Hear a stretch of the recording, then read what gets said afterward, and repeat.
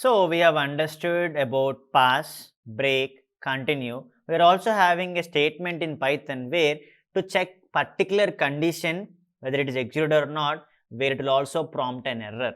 Because if you go for if, else, elif, you'll understand basically if the condition is satisfied, you go for executing the remaining block of statements. But there you need not get an error because because the condition is satisfied, you get the result. If it is not satisfied, you don't get the result.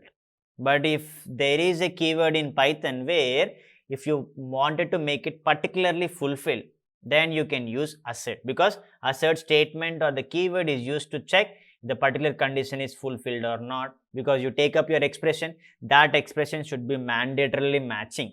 If it is not matching, clearly it will throw an error called as assertion error. And that's where we'll start our step over journey into handling the statements where exception handling comes into picture. Right? Now let's try to work on it practically. So where we just use our same Python file, and in the same Python file we are writing all the series of blocks. Even I'll be sharing it. So you can just make it simple. How do you use assert? When I go for assert, this statement is useful to check whether the particular condition is fulfilled or not. Assert statement is basically, it is useful to check whether the condition is, if a particular condition is fulfilled or not. That's where you rely on it. Particular condition is fulfilled or not. That's where you use it. And the syntax which we have already discussed is you keep up your assert and you frame your expression. And the other thing is, the advantage of it is you can also prompt your own message. You can give your own message and make sure your Python terminal will print that message. You can have that flexibility. Now we'll just understand how to use it basically. That's where we generally use assert to particularly specify the condition. If it is matching, it should. If it is not matching, you should compulsorily get an error. Okay. Now let's try to understand that by taking a simple program where just make it as understanding assert statement. So that's where we generally rely on it. So let's take an input from a user and understand the usage of assert. So let me take input x is equal to int of input of enter any value. So based on that you start executing it.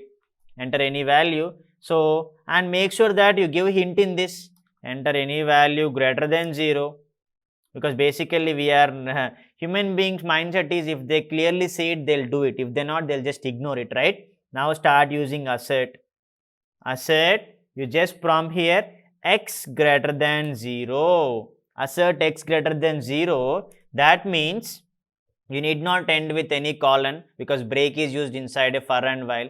Assert is not in that way. You can use anywhere to make sure that the particular condition should be satisfied. Okay. Now what you will do, if you just wanted to print, you can just print x, save, and if you execute this, you will understand a bit difference.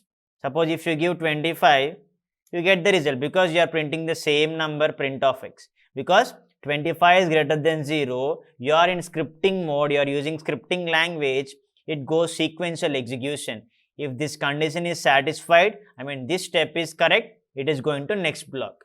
But what if it is wrong? Something like if I give -2, there you go, you get assertion error. That's because this condition is not satisfied.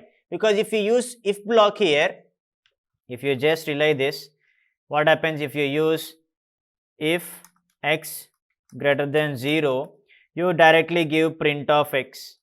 If I execute this, if I give same -2, you will not get any error because the condition is not satisfied. There is no need of any error. That's pretty different when you use if and assert, because if is only for decision control. Assert is particularly matching that, because you are getting assertion error, you are not matching this condition. Even I said you can give message, right? You can also prompt user, you can tell that he is entering some wrong input.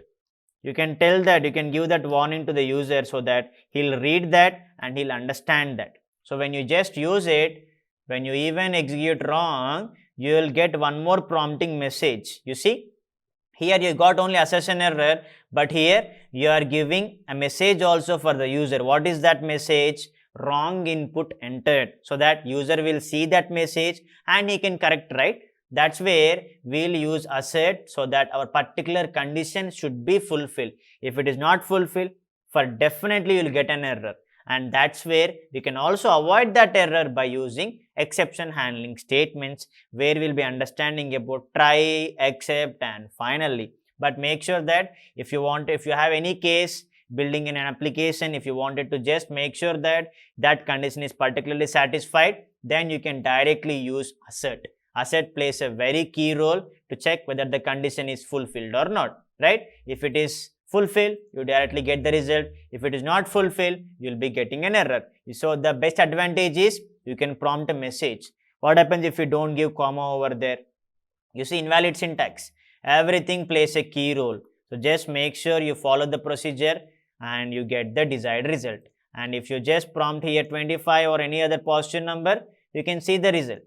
If it is negative, you can see the message prompting on the screen.